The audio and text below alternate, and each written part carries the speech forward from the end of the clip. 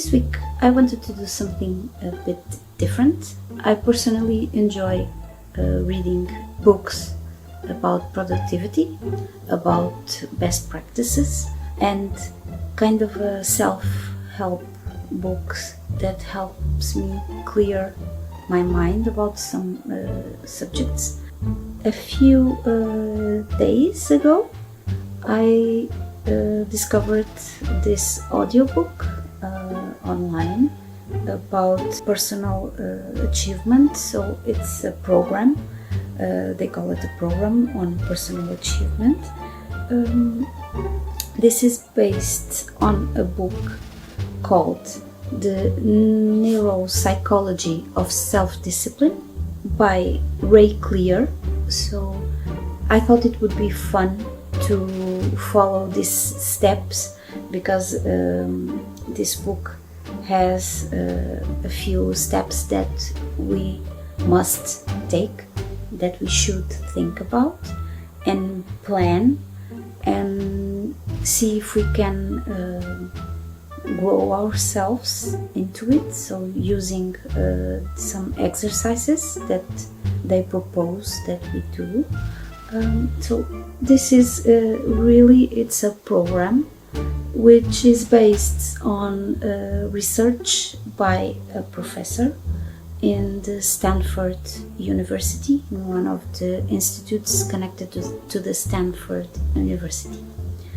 I thought this would be fun to do for myself, because I'm doing it anyway, because I usually like to do these kinds of things, and I thought it would be fun for you to tag along while I'm trying to think about.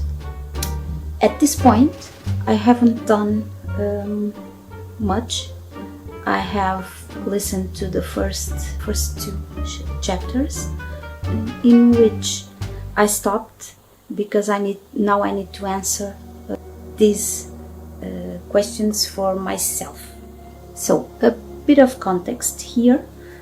I have already told you that I do enjoy training in certain areas. I have taken some classes over the years on coaching. So I'm a certified adult teacher here in Portugal. I have been on a coaching and communication training and a neurolinguistics programming course also, and I did enjoy it. It's been a few years between one and the other, and adding with the books that I usually try to read about some of these subjects. So I have been doing my thing, my personal training plan, which I enjoy doing, and that I'm humble enough to recognize that I do need a lot of work, a lot of these things. So that's why this is fun. So I have my notebook in which I have been taking notes in each training that I do. So not just on things that I see online, on these kinds of challenges that I do for myself, but also on the formal coaching trainings. I think it's quite fun to write some things about what I want to do, and then a few months or years after, I will look back and see what I have responded and how my plans worked out, or if I have not made any difference or any growth. So this is a thing that I have been doing for a while. I don't have much. I have this much of previous exercises, so now I'm using this notebook also to put my experience about this personal achievement program by Ray Clear. I started this notebook with a quote from Martha Beck. So, no one can give us pure integrity. Knowing our truth is something we can and must learn to do on our own. Yep, I do relate with this. Let's get into it.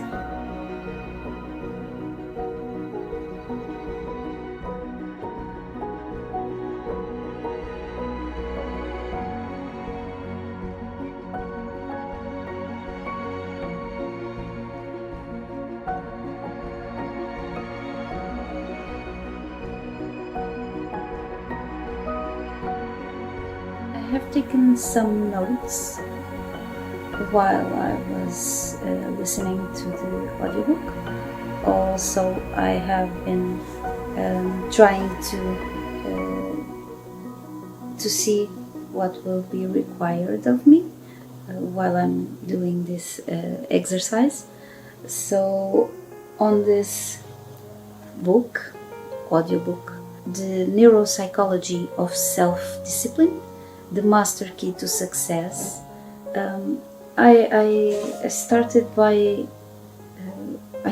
with a doubt because this audiobook has different author names associated with this on different platforms. I know they have done it. I know they have done some kind of workbooks online, and I think this has a DVD version also. But for me, I have been focusing only on the audiobook, and the name on the audiobook is Ray Clear, so I will stick with that, even though in different platforms. For example, on the cover it says Ray Vaden. On Amazon it says Ray G Clear. So this is for someone that is called Clear. It's a bit confusing to see who is the real author and if there are different people or if it's all the same person but with different names. I haven't found anything relevant about this author. I know that this audiobook is from the year 2020, so it's relatively recent. It's not some old thing, but that's okay. So this was my first issue while trying to prepare for this challenge. So here the main key is self-discipline. So we are guided through a few considerations about the importance of self-discipline and how we can use that to achieve our goals, and how people that are truly self-disciplined achieve their goals. But if we focus on something for long enough and with devotion enough, we have no other choice but to end up achieving that goal. So it kind of makes some sense.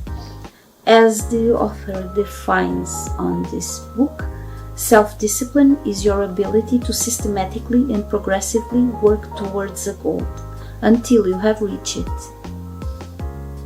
So it has some ideas behind this. It's our ability to become positively obsessed, single-minded and efficient, to strive without giving up.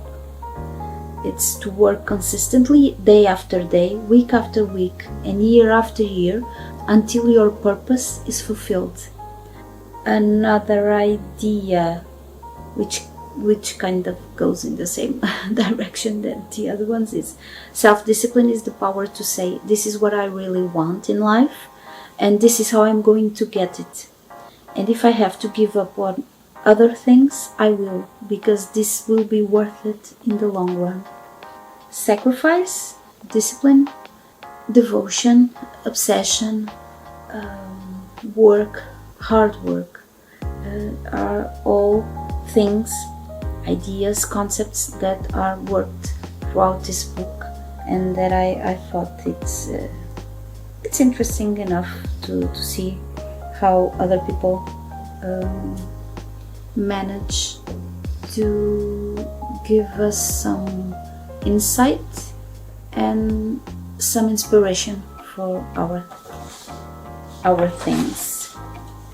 On the other hand, they also state that the inability of people to commit, immobilize themselves to a course of consistent action, the lack of self-discipline, is the number one killer of achievement.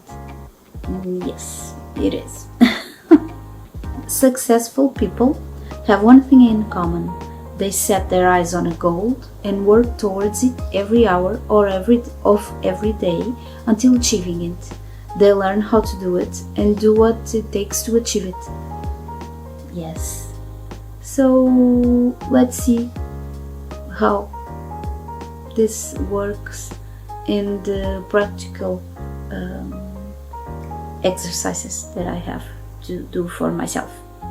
Another reference that I want to mention here is that this work is based on Dr. Carl Pribram's research.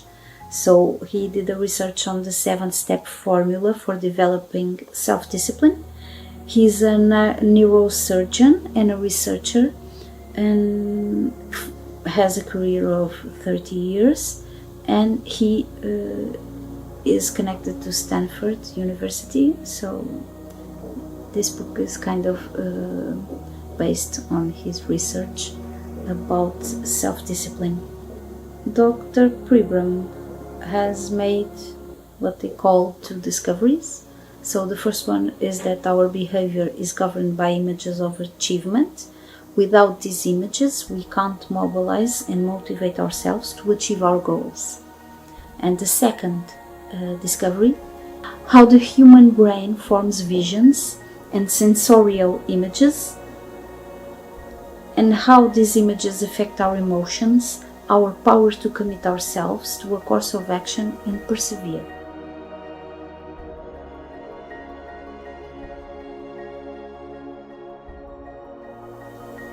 So, the first exercise is understanding the 10 characteristics of the highly disciplined achiever. 10 characteristics, 10 particularities of someone which has already achieved a lot of their goals in life. The work here is to listen to these characteristics and to compare myself and to rate my strengths and my weaknesses, so that I have a starting point for my own knowledge and development. First characteristic, a strong, well-defined sense of purpose, a go-for-it mentality.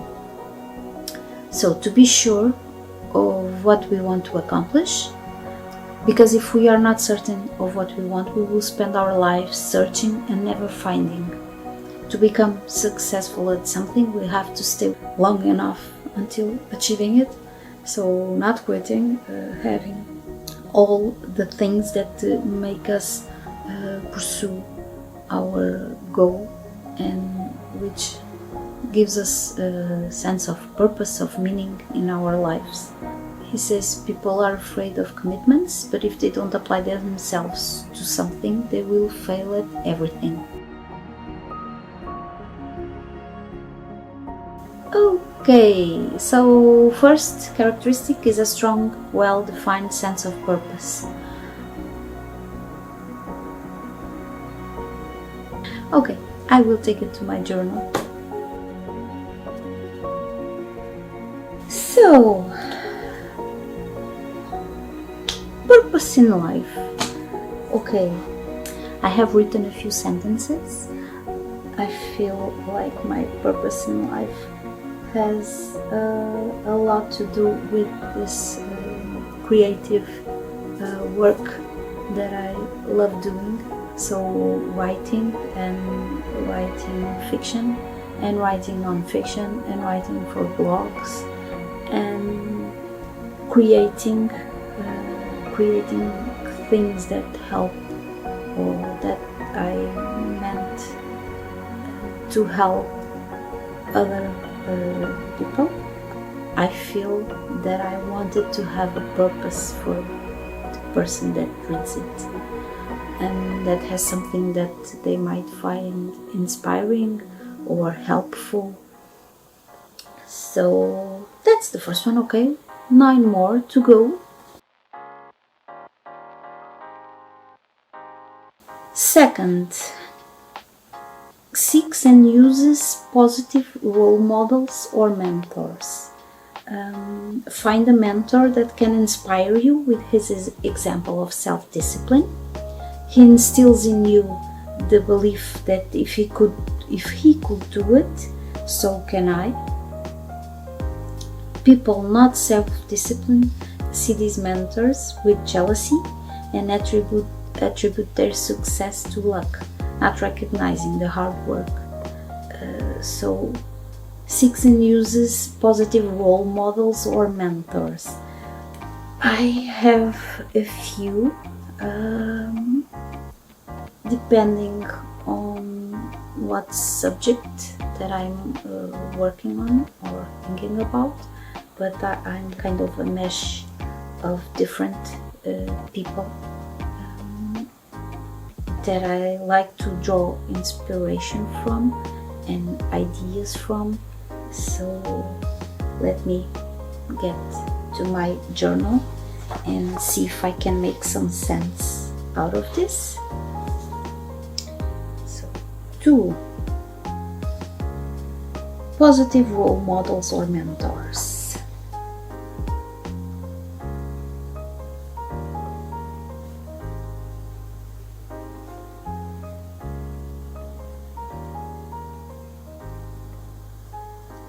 I think I will put the name and then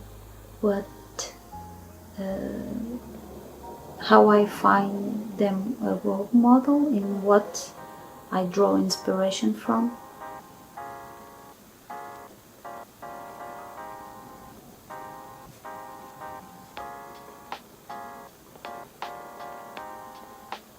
I have more than half a page. There are a lot of people that I would like to have something about their processes of working, of writing, of doing the creative parts of things. This is inspiring.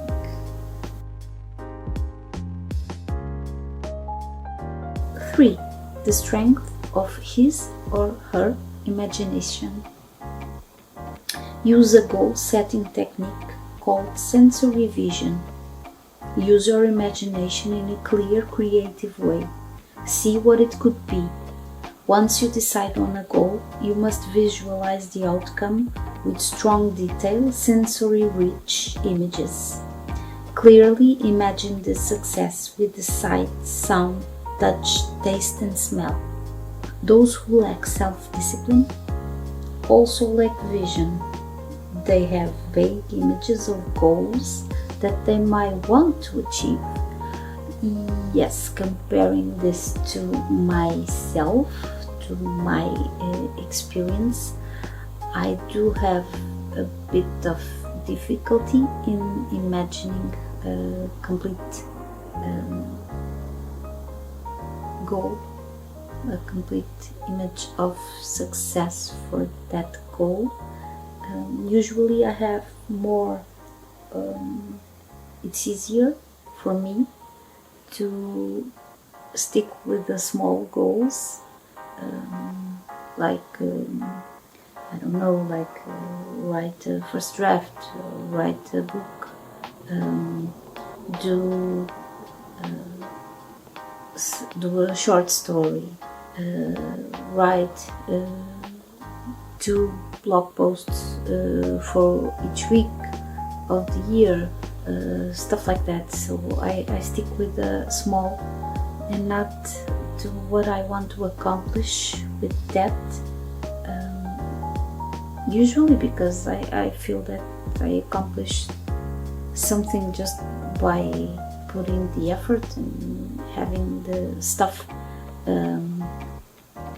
online for other people to read, or having the books written because it's practice for me, and it helps my writing, because we have to write a lot in order to be able to, in a few years, to write something of which we are a bit more certain about, or that we are proud of. I do have difficulty with this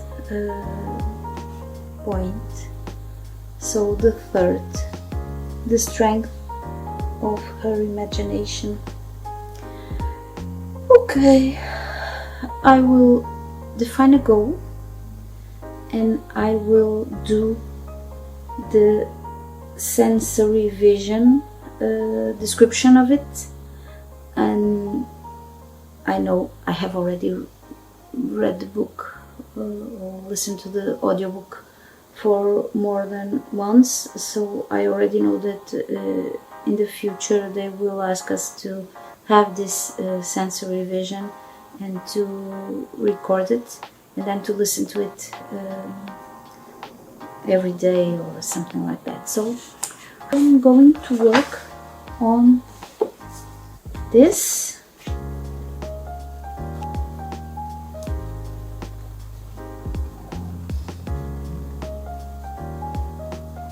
I have managed to write a bit about my sensory vision. My definition of success will be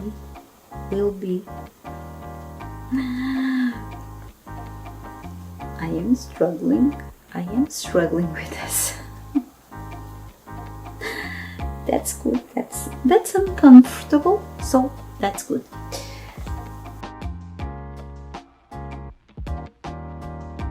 The 4 characteristic of the highly disciplined achiever is a positive sensory orientation. Past successes are proof that they can succeed. They won't admit to failure. If things don't work out, they see it as experience and continue to work on their goal. They are eager to learn and try new approaches and open to more than one way of achieving their goal. It's this positive attitude that ensures that they will be successful. Those who lack self-discipline dwell on past failures, and this is negative reinforcement, which is used by them as an excuse not to try again in the future. So this is basically fear of failure. So a positive sensory orientation, focus on success, focus on seeing things as learning experiences, eager to learn and to try new approaches in order to achieve our goal. So for myself, I do think I'm not a very positive person. I will admit to that. But usually I see things as experiences, and experiences that teach me something that I will be using later on. Because I now have the experience that this is what happens when we have something in our lives that we aim to achieve and then we fail for some reason or for a bunch of reasons, doesn't matter what it is. Later on, I see that that experience allowed me to deal with other situations differently. So this is good, and I do think I'm working on this even now. So I'm working on trying to have a more positive view of things. Number 5, which is self-assurance. Deep down in their hearts, they know they can do it, and no one can convince them otherwise. Self-confidence and not self-doubt. So on number 5, on self-assurance, I'm not as driven. I don't think these words paint the correct image of this characteristic of this point. So self-assurance, yeah, there are a lot of things in which I find myself always pursuing, always doing, not letting what other people think about what I'm doing to interfere, or at least to make me change my mind about them. But if I have that self-confidence that I will do it no matter what, I just have the self-confidence that I will show up to the work and that I will try my best. And even if it takes me a long time, because there are a lot of things that take me and everybody else, I guess, a long time. Maybe not so much as it usually takes me. It's a me problem. It's not an area problem. It's the self-confidence that I have is that I will show up to do the work, and that I am always planning and trying to find different ways to better my writing, to better my practices, my blogging, my YouTube videos, to at least to put myself out there and try to do things that, okay, let's face it, 2 years ago I wasn't even talking to the camera because I was too scared to do that. It was, I hated my voice, I didn't like how I could make something with my image, with my voice, with what I had to say, with my, if it was in Portuguese or in English, and I have been working on that slowly. It's true, slowly, and I'm not where I want to be yet. Can I self-assure myself that I will succeed in this? I don't know the future. The only thing that I know is that I'm devoted to it, and then I'm doing it even when everything around me wasn't allowing me or enabling me or motivating me to do this. I know that in the end I always got back to what I love doing. Even in difficult circumstances, I always sit down and wrote. It was my thing, the thing I wanted to do. So I don't know, self-doubt. I would like to say that everyone has self-doubt. I don't know if it's true.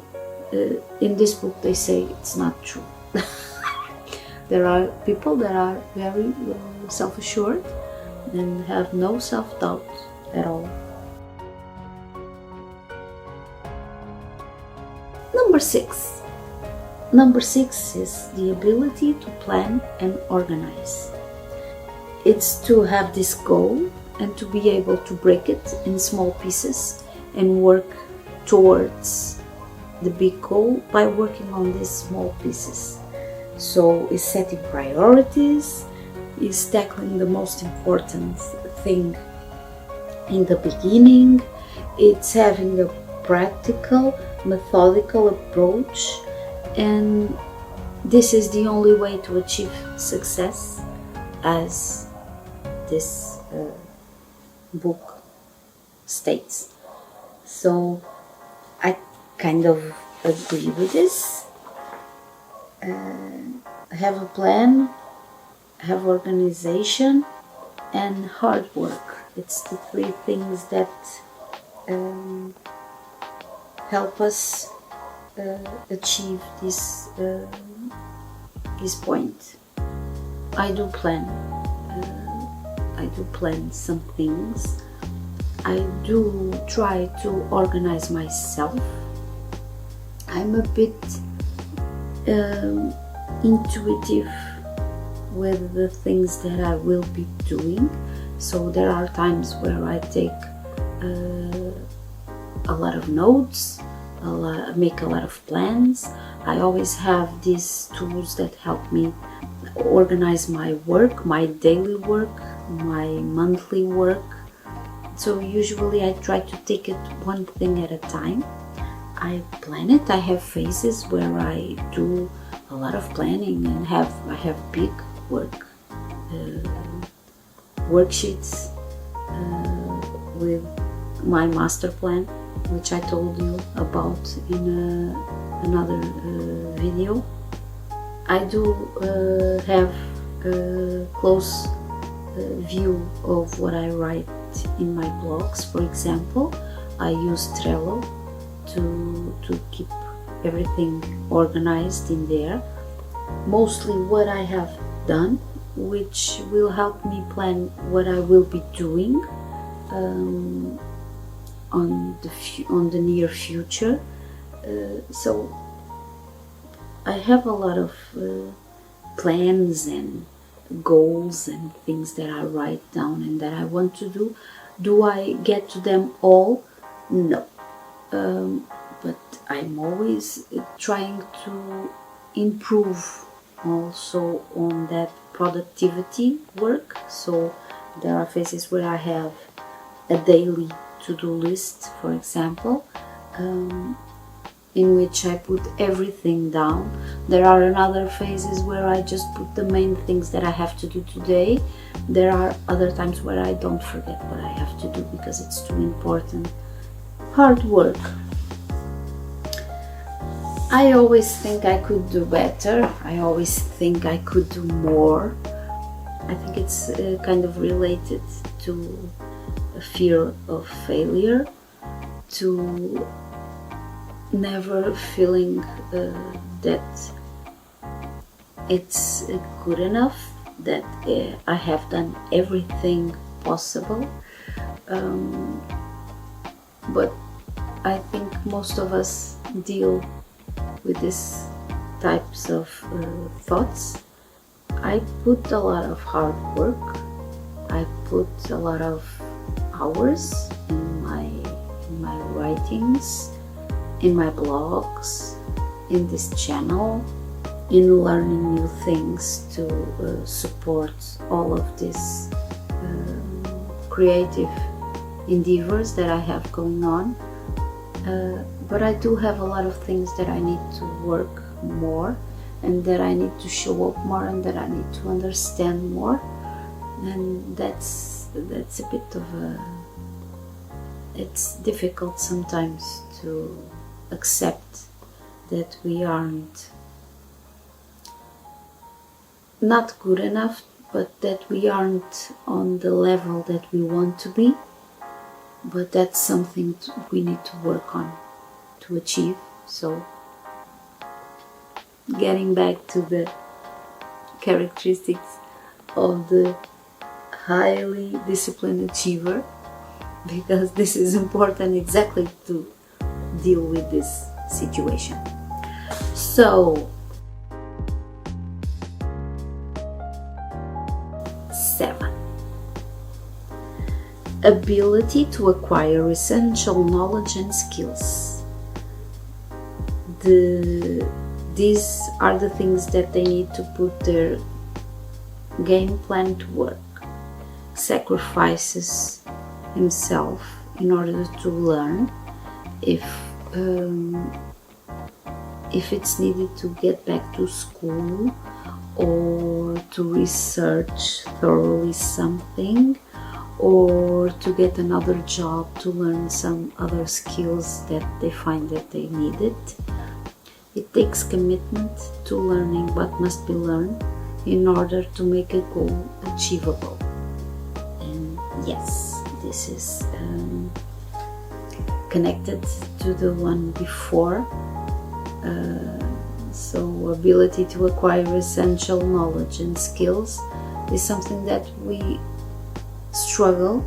We don't want to accept that we need to get back to school, for example, or to do more formal trainings on something, or to spend some money buying, because all education has costs, so being time and money, or time or money. So this ability to gain new knowledge, it means that we have to accept that we aren't at our best, top performing in our best, that we have things that we must learn, that knowledge is changing every day. People are adding to things that we have known every day. We should always try to know more, different things, and expose ourselves to other experiences, which is hard, but it's how we learn. And if we don't do it, we will be unable to achieve our goals, because we will not have the knowledge to do so. In my self-assessment, I find that I have this need to learn, need to know other things, like to know through different mediums. I try to learn other things and try to include these things in my daily practices, and that's how I've been working towards my goals in writing. I have been learning about writing through books, through podcasts, through other authors, through research, by trial and error in a lot of things, but I'm always trying to learn something about it. And I have my daily studies. I have books that I read, books that I want to read, that I take notes on, that I build upon. Number 8. Number 8 is patience. Lots of patience that doesn't quit, no matter how hard it is. Time becomes immaterial to those immersed in pursuing a goal. Getting there is half the fun. It's appreciating the path towards your goal. When we want something, we always have to learn how to wait, and when to wait, and when to go for it. Sometimes it's hard to know the difference between doing something and having patience, or sometimes we do something and we need to have patience because the results weren't what we expected. So we have to learn with the experience and learn how to cope with the results. So having patience, not letting bad results throw us off track, throwing our goal through the window because it's very difficult and we want it to happen now. doesn't work like that, never did, and never will. As in the self-assessment, I think I'm quite patient with things, to do the work and to accept that I will need more work to get where I want to get. So, number 9, persistent. They have what it takes to stick to their vision every day. They don't give up.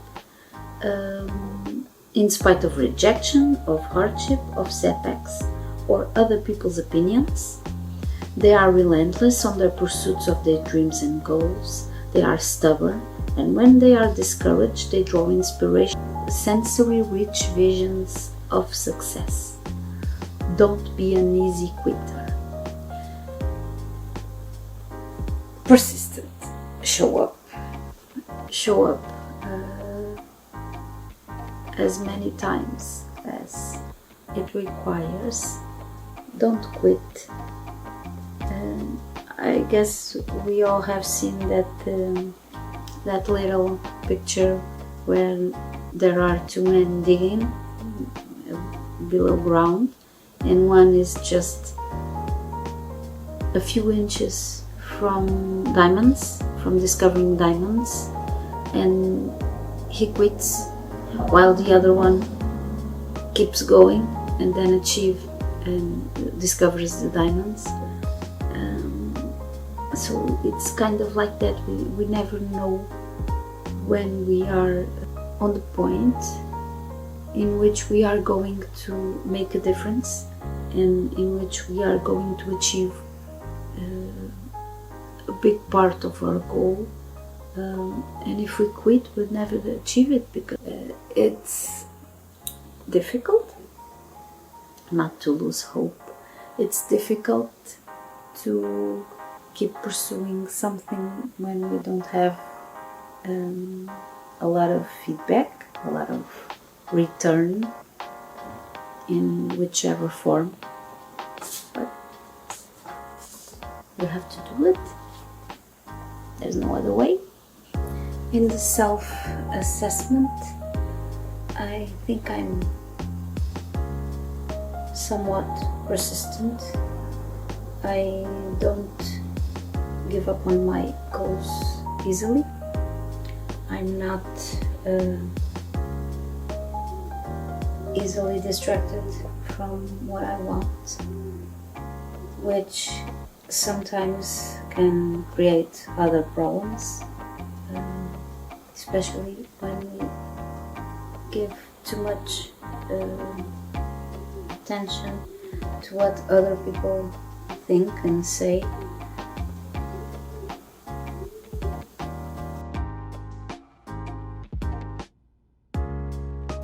The 10th characteristic of a highly disciplined achiever is the ability to experience pleasure while working to achieve his vision.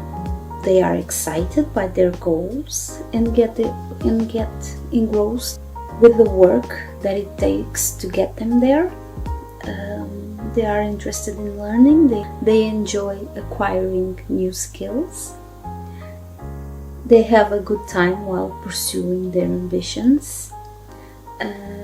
There is no such thing as work. Their work becomes their life and their main source of pleasure. As for the self-assessment,